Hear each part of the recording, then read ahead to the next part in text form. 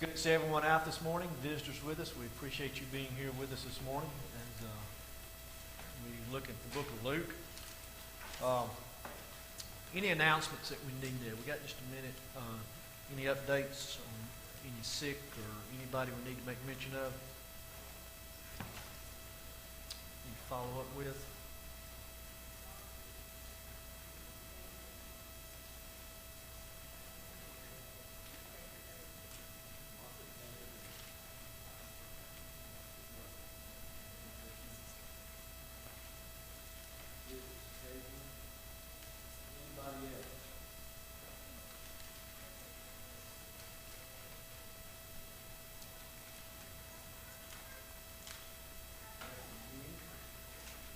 No.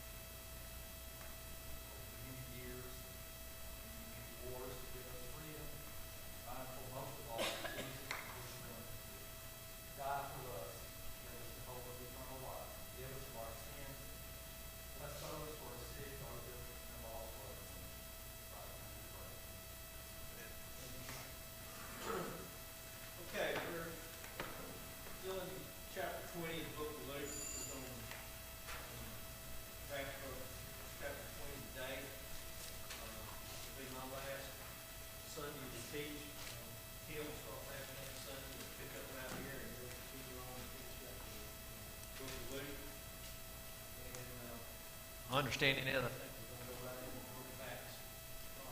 So we'll just stay with the same order. Can y'all hear me? Because I can't hear myself. Everything good? Sound? Okay. All right.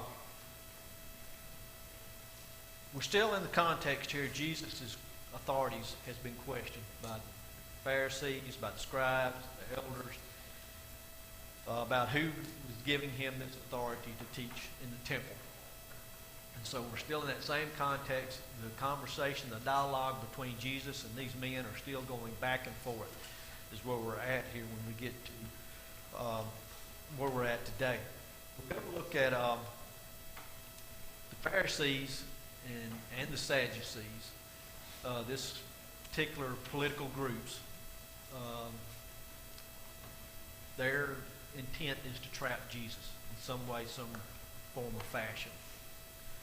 And so they began asking these questions. You know, they've been asking questions the whole time, trying to entrap him. And that's what we get into more here again today.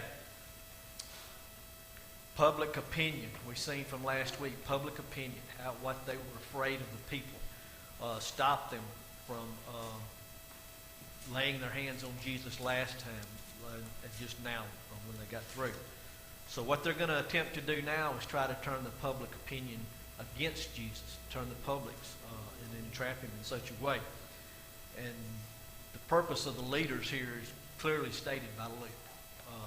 They plan to trip him up with this dilemma, with this question about is it lawful to pay taxes to Caesar or not.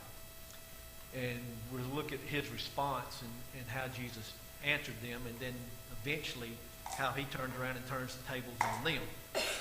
Let's begin in verse 19. We're going to back up to verse 19 because I think verse 19 really leads us into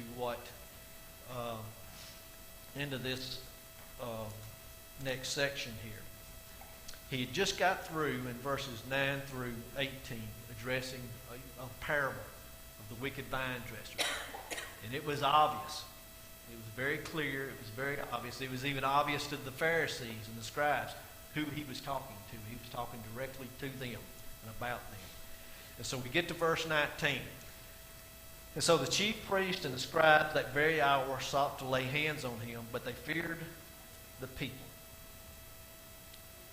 They was afraid of the people losing their power, their prestige, their authority.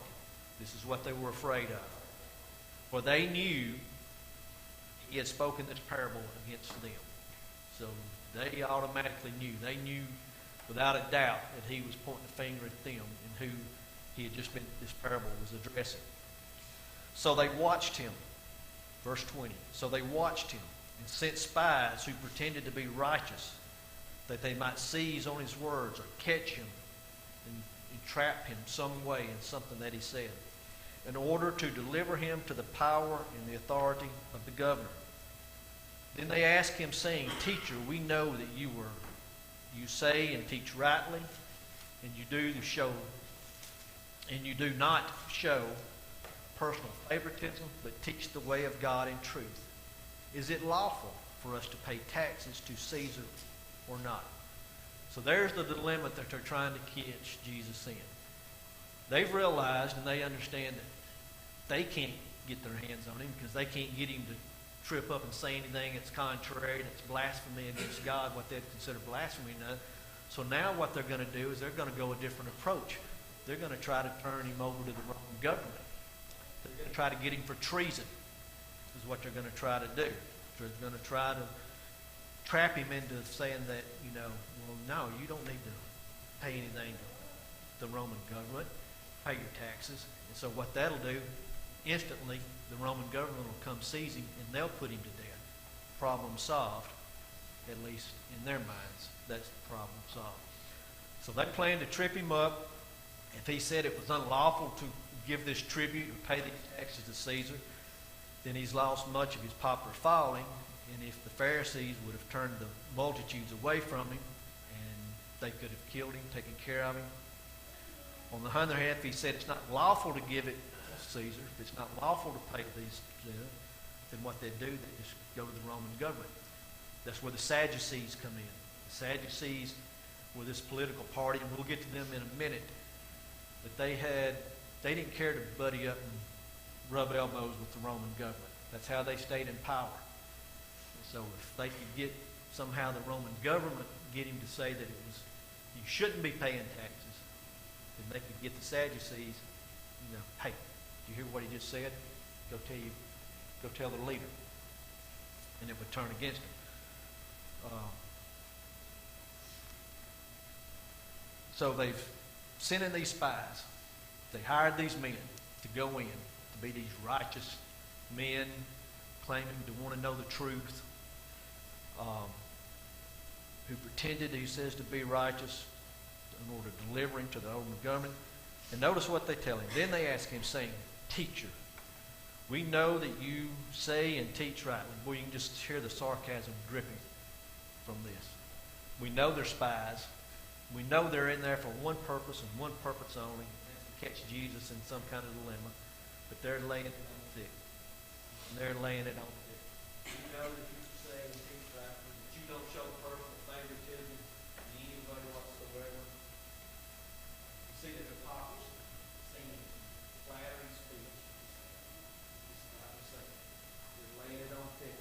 They're really buttering him up. For some reason or another in their mind, they're thinking, well, we're gonna lure him into puffing him up his chest and thinking, okay, yeah, I do, but obviously they don't know who he is.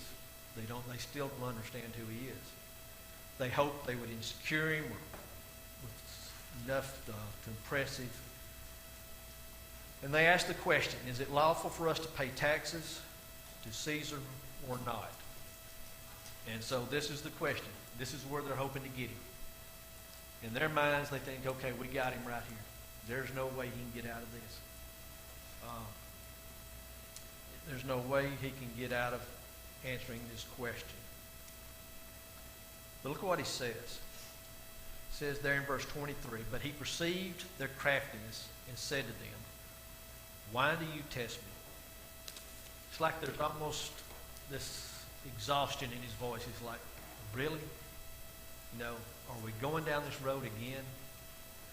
How many times have we went here, we've asked these questions, and I've showed you, dealt with you, and turned it back on you.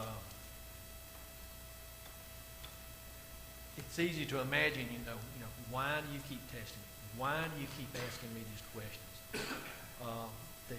How long are you going to try to get the best of me?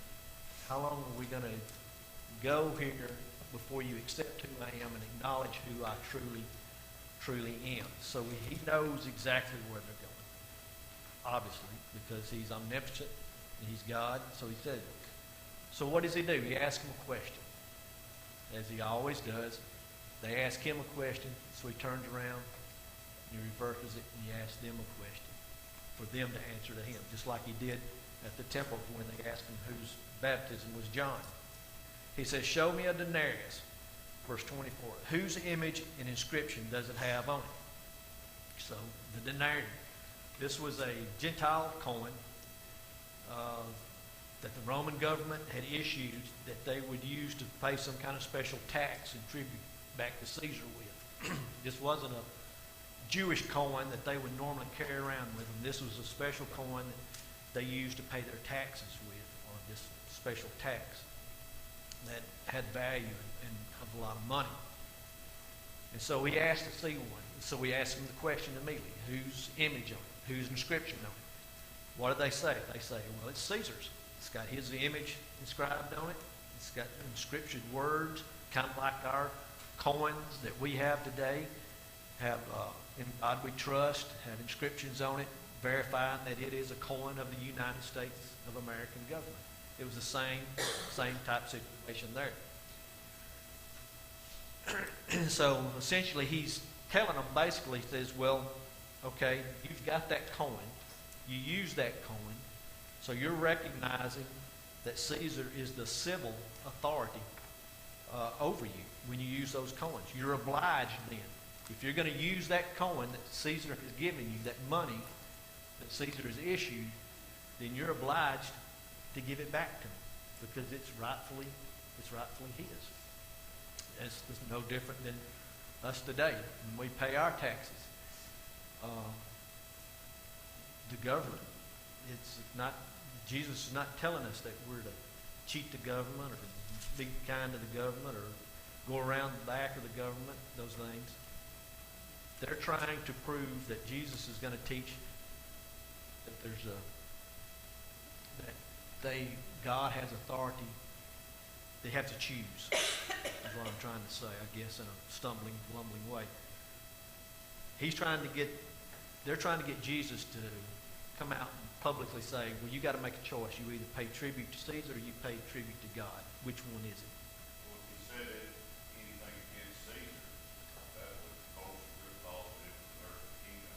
He had to get rid of Caesar to take over himself. Exactly. And so they could have went to the Roman government then and said, hey, you got this guy out here claiming treason, rebellion, trying to get something started. So then the Roman government would have stepped in and done what they couldn't do. So exactly right. That's where they were trying to get him to go. And so he tells them, basically you're obliged. So look what he says. He says, see, he said to them, render therefore to Caesar the things that are Caesar's, and to God the things that are God's. Render therefore to Caesar. Jesus affirmed that the government is legitimate. It's a legitimate request to pay these taxes back, to render it back. There's nothing ungodly about it. It's a legitimate request. The money came from the government. The money came from Caesar. It's a legitimate request. Those are his coins. They've got his image on them. Overall, we're responsible to God for all things. For all things. But we have to be obedient to the government of the land. In 1 Peter 2:17, Peter said it, fear God, but honor the king.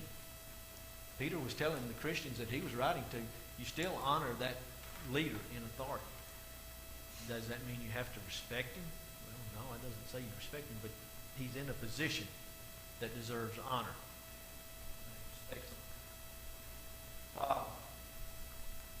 This word render, I think some version says give back. Give back to Caesar what belongs to Caesar. Give back to God what belongs to God. Jesus makes a distinction here. What was it that belonged? And notice they said, do we pay it to Caesar? Jesus says, give it back. Give it back to Caesar. It's rightfully his, so you give it back to him. It was his all along. You give it back to him. What was it that belonged to Caesar?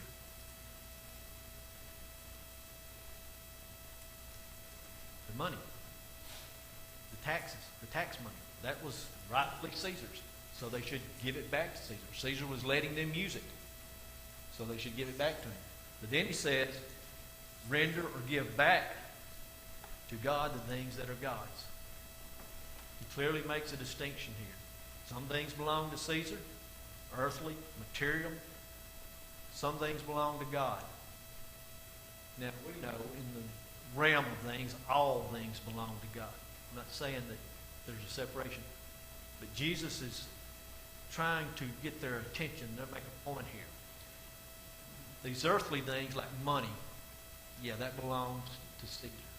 He lets you use it and give it back to him. But he's talking about things that belong to God. What is it that belongs to God? Everything.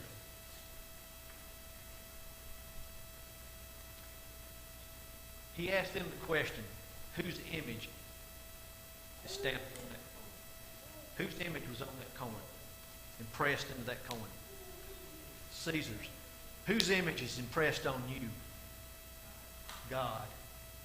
So we belong to God. We're to love God with what? All our heart, soul, and mind. That's all of us. All our being. That's what God wants. Does God need my tax money? No, he don't need my tax money. That's not what he's after. Yeah, I can give my tax money to the government. God doesn't need my tax money. God needs my heart, my soul, and my mind. That's what he's after. That's what belongs to God. That's what I should be giving back to him. That's what Jesus, I think, is trying to get across to him. Yeah, you give Caesar what little bit belongs to Caesar because it's his. But then you turn around and you give God what belongs to him. And that's you. That's what God's after. He's after you. And so I think that's where he's headed with this on that is God's image is impressed on all of us. So they don't belong to Caesar. They belong to God. And that's who they should be giving themselves. So he says they could not catch him in his words in the presence of the people. And notice it says, and they marveled at his answer and kept silent. I mean, they were impressed. They were impressed that he was able to answer that and get out of it. Any thoughts, any comments on anything, on any of that? The word there where it says whose image and inscription is on the coin, those are the two words from the Ten Commandments for that commanded not to take an image or a likeness of any other god. Sounds like it's kind of digging at it a little bit, like who are you really serving? You're the one carrying around this image with you. That's who you're serving. Get back to him. You can serve God. It's God. Yeah, exactly. Good point. Yeah, absolutely. Yeah, that coin there, that was done. That was basically it's something token that it really had no value in the spirituality of God. All right, let's continue on verses 27. The remaining of the chapter here. Jesus is going to deal with this group called the Sadducees. They were a part of this plot, ploy to rid the nation of Jesus, to get rid of him. And so we see here they asking this theoretically ridiculous question based upon their beliefs. So he's sitting here. He's basically in the temple. He's teaching. They're going back and forth and back and forth. And then some of the Sadducees, verse 27, then some of the Sadducees, and Luke makes it a point here to call our attention to this, who deny that there is a resurrection. That's important. The Sadducees, and we'll explain a little bit more in a minute, then some of the Sadducees who deny there is a resurrection came to him and asked him, saying, Teacher, Moses wrote to us that if a man's brother dies having a wife, and he dies without children, his brother should take his wife and raise up offspring for his brother. Now there were 7 brothers, and the first took a wife and died without children. And the second took her as a wife, and he died childless. Then the third took her, and in like manner the 7 also. And they left no children and died. Last of all, the woman died also. Therefore, notice their question, therefore, in the resurrection, which they do not believe in, whose wife does she become? For all 7 had her as a wife. So they ask this theoretical but absolutely ridiculous question that goes against everything they believe.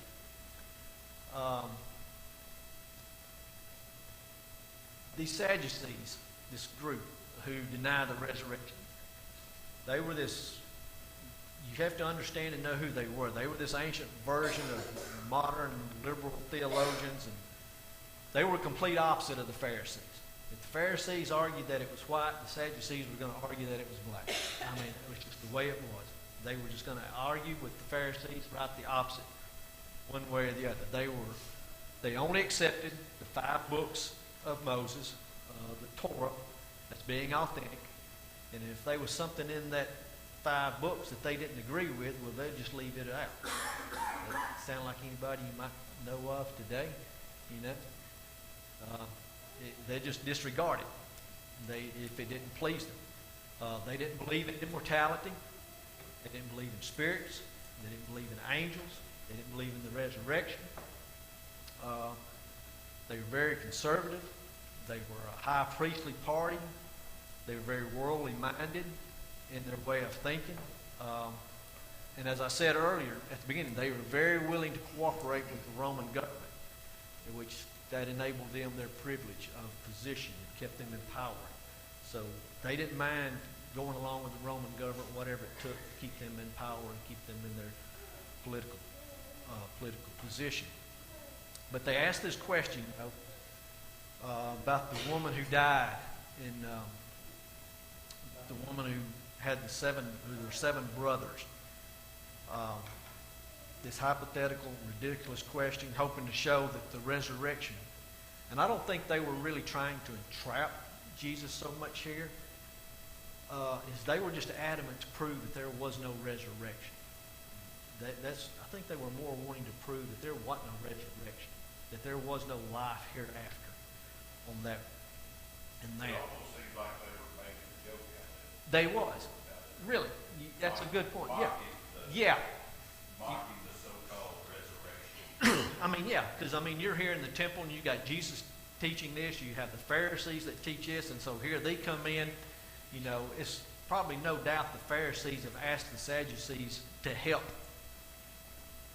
condemn Jesus.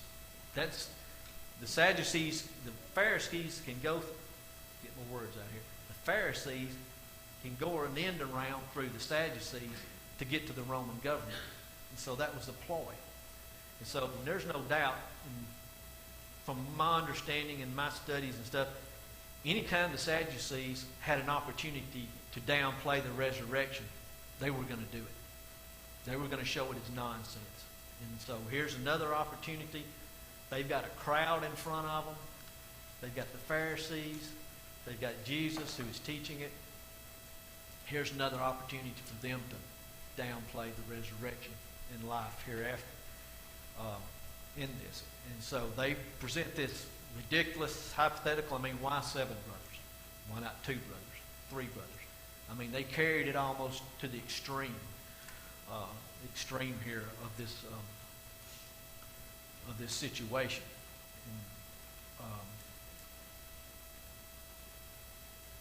of these elaborate circumstances and raise this question: whose wife does she become?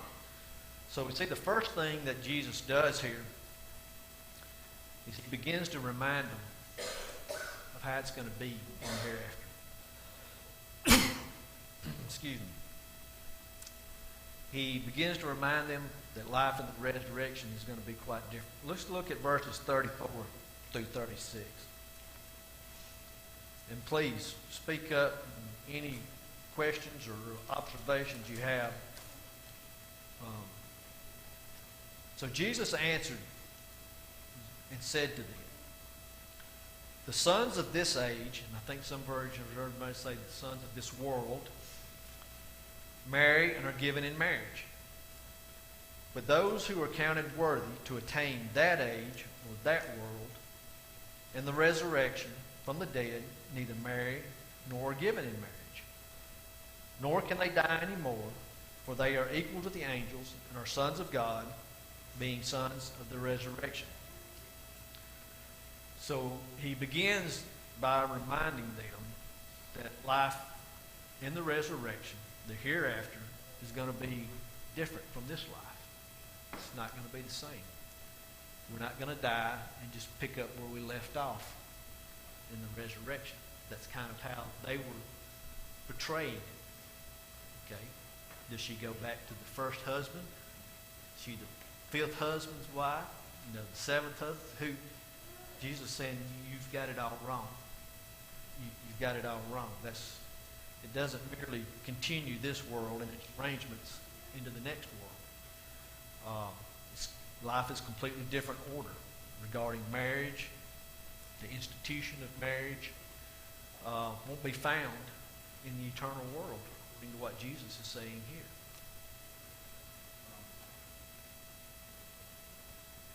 This connection, we help wondering about it. Marriage for eternity. This is something the Mormons teach. Fleshly relationships. All that's been left behind. All that's been left behind. So marriage will not exist according to Scripture here.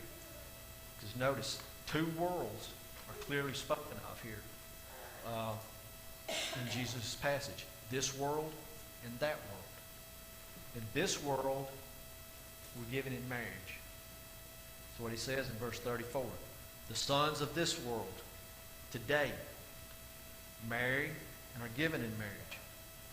But those who are counted worthy to attain that world, in other words, if we've been found worthy to enter into eternity, enter into heaven, he said, to attain that age and the resurrection from the dead, neither marry nor given in marriage. So there is no marriage. There is no marriage. The designations, here and the hereafter, I don't think they hint to anything that's dealing with what we deal with here. He spoke as authority of these conditions. They're equal to angels. Notice there he says, nor can they die anymore.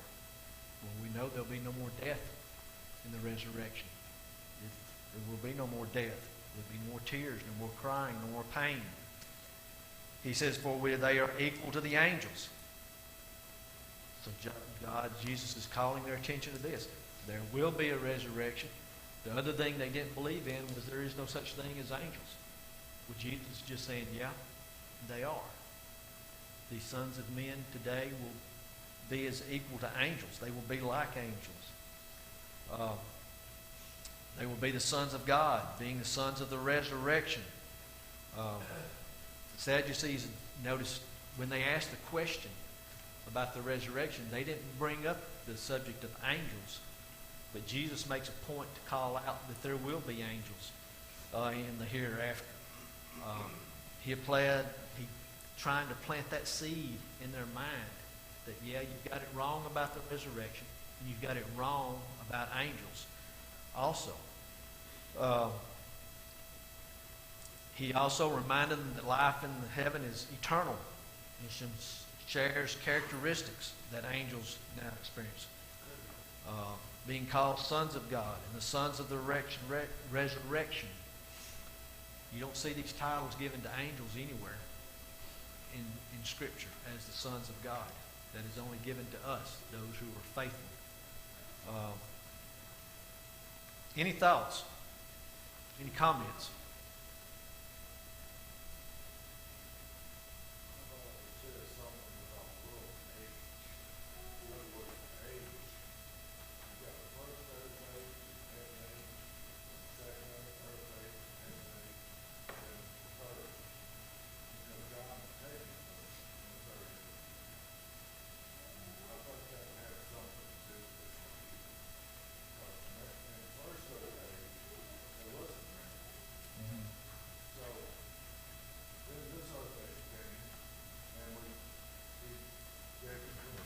Right.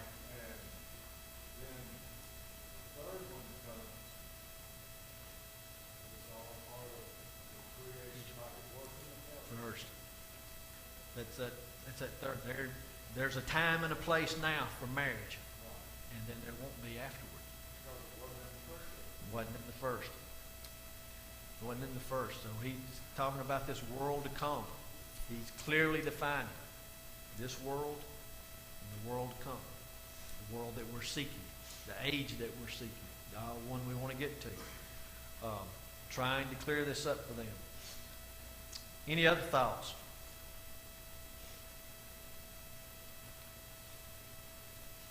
As he goes on, Jesus proves, as Jesus always has done, he takes the very scriptures that they're trying to trap him with, and he turns it back on and proves his point. And he proves the resurrection from the scriptures here. Notice verses 37 through 40. He says, "But even Moses showed in the burning bush passage that the dead are raised when he called the Lord the God of Abraham, the God of Isaac, and the God of Jacob. For he is not the God of the dead, but of the living, for all live to him." Stop right there for just a moment. If you go back to the very beginning of this question, the first thing they said was, "Teacher, who wrote?" Who did they refer to? Moses. They hang their hat on Moses. They hang their hat on the 5 books of the Torah, the first 5 books. That's what they hang their hat on. Nothing else matters. It's those first 5 books and what Moses wrote. So what does Jesus do? In his great teacher style, he goes right back to where they started. They started the question with Moses. Well, Moses says this. And then Jesus takes them back and says, well, this is what Moses said. He says, Moses showed in the bush that the dead.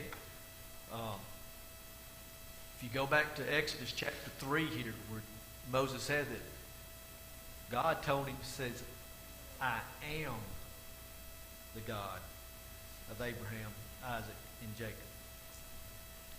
Meaning, they're still living. They're still living. They may be in eternity, but they're living. If they had died and there was no resurrection, God would have probably said, I was the God. I used to be the God, but they're dead. Sadducees believe that when you're dead like Rover, you're dead all over. Okay. That's the Sadducees' belief in the resurrection. Jesus is trying to prove to them that Abraham, Isaac, and Jacob are still alive. That's why he said, told Moses at the burning bush, I am the God. I still am the God. He demonstrated the reality that the resurrection using only the Torah. You know, he didn't go to any other scripture. He went back to the scripture Moses wrote that they hang their hat on, and that's what he used to try to convince them. He's not the God of the dead, but of the living for all. This demonstrates that there is a resurrection. There is a life beyond. Despite what all these unbelieving and doubting Sadducees thought and what they went around teaching, he answered both of them. He answered the question. Because notice what it says then. Then some of the scribes answered and said, Teacher, you have spoken well. What else could they say? What else could they say? But after that, they dared not ask him questions or question him anymore. So finally, it seems like he's finally got their attention,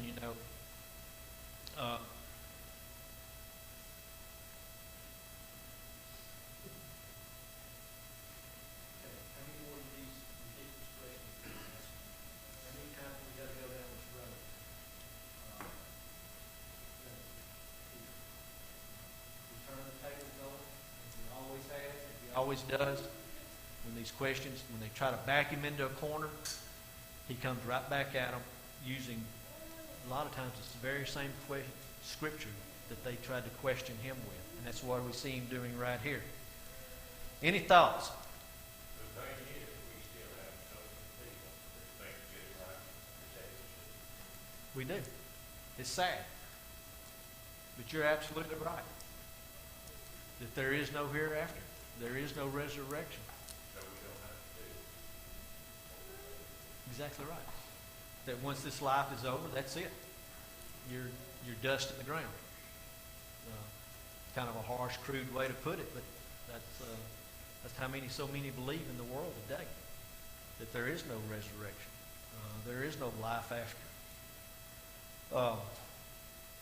in this world. But let's finish this up here, because Jesus, he turns right back on. He don't let it just end right there. He's going to warn his disciples, and he's going to warn the religious leaders. He's going to give them a warning here before he ends this conversation with them. And so he turns around and he asks them a question. He says in verse 41, and he said to them, and he's turning right back around to this group of Sadducees that just asked him this question. He says to them, how can they say that Christ is the son of David? Now David himself said in the book of Psalms, the Lord said to my Lord, sit at my right hand till I make your enemies your footstool. Therefore David calls him Lord. How is then how is he then his son? So he asked the question, how can this Christ be the son of David and the son of God? He's trying to get them, he's trying to pull them into this trap. And so when the scribes and Pharisees questioned him, they tried to make him look bad or trap him. So what does he do? He turns around and he got right to the heart of the matter here. He said, you really don't know who I am, do you? Do you really know who I am? Now, he's trying to... When I look at this passage here, beginning in verse 27, this going back and forth with this particular group, the Sadducees, I don't think we see the Sadducees necessarily trying to trap him so much as prove their point. But what I think you see here is Jesus, when he asked this question in verses 41 through 44, he's trying, I think, one more attempt to soften their hearts and get them to understand who he truly is. I think what we see here is we see the long suffering and the patience of Christ. Here we've seen us whole, for the last several chapters, we've seen these men doing everything within their power to entrap him, to be able to turn him over to Roman authority and basically kill him. And here we see Jesus making one more attempt, one more offer. Do you really, really know who I am? You claim you know the Scriptures, and yet I've answered question after question after question. I've proven it over and over and over, and you still, how can you not see it? I think we see the compassion. I think we see the love. We see the long suffering, knowing what they're trying to do to him. He sees right through everything they do. You know, he asked the question back when we first started class, why do you keep testing me? I mean, he sees through everything. all their attempts, all their ridiculous questioning, all their traps. He sees it. He knows what's coming in just a few days. I mean, we're in the Passover week here. Remember where we're at. We're only a few days from the crucifixion. So he knows what's coming. And he knows these men that are confronting him here in the temple are behind it. But we see him reaching out of compassion, one more time to try to get their attention, to try to convince them that he is the Christ, that he is their only hope of salvation. And that's what he's still doing today. Exactly. That one more plea. Every day. That one more plea. One more day. Exactly right. You're so right, Merle. That one more plea to try to convince people that he's the only hope.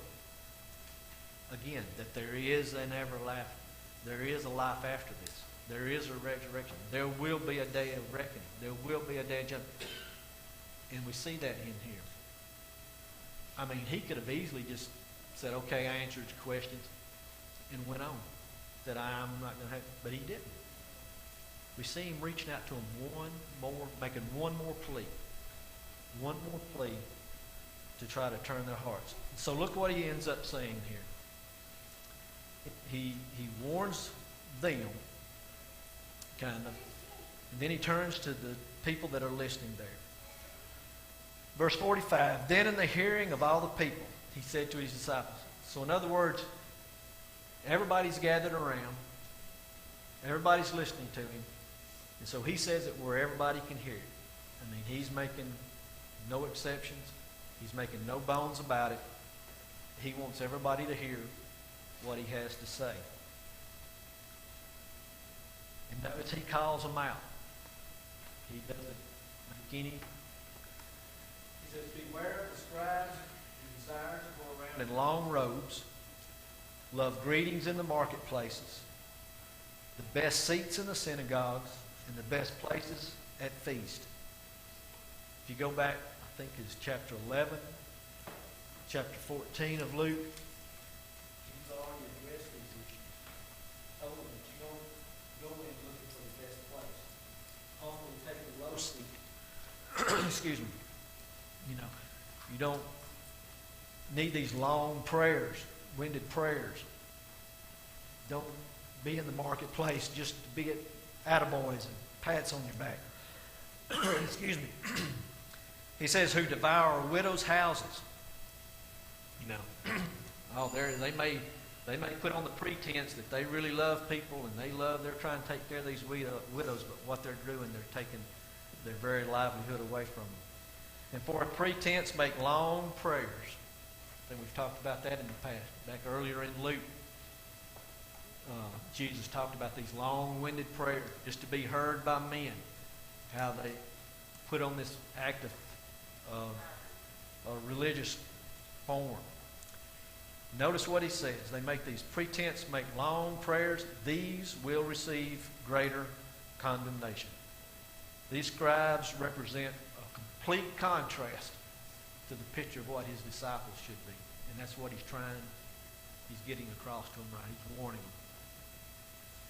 You see what they're doing. Watch what they do, but don't do what they do. This is completely opposite of what my disciples should be. As a servant of God, as a child of God, as someone who picks up their cross daily and bears that burden, he's telling them here, you notice what they do as well as what they say, but notice what their destiny will be. They continue down this path, their destiny is a greater condemnation. So these scribes, we've seen they were experts at projecting this great religious image. These religious people had the long robes, had the long-winded prayers. They looked the part, dressed the part, acted the part. But that religious image before man, that's not what God's looking for. That's not what God's interested in. He's concerned about our religious reality, not just the image, but the reality. Where's our religious reality at? Where are we at, spiritually speaking? I think his point is, you can look the part and play the part and act the part and talk the part, but are you living the part? Are you truly living the part? Any comments? Anything to add to what we've got here so far? As I said, I think when it all comes down here and we finished up chapter 20, as I said a while ago, I think we see the compassion and the love of Christ here coming out. He's making one more plea to these people. I'm the only hope. I am the Christ. Salvation is through me. Trying to convince them one more time to turn from their ways and turn to Him. With the Sadducees and with the disciples as well. And as Carl said, he makes that plea every day for us to give us one more chance to serve Him. We got about a minute left. Appreciate so much the teaching for the past few weeks. I'll attend probably again next week. We'll just continue right along. Any thoughts? Any comments? Not? The lesson is yours.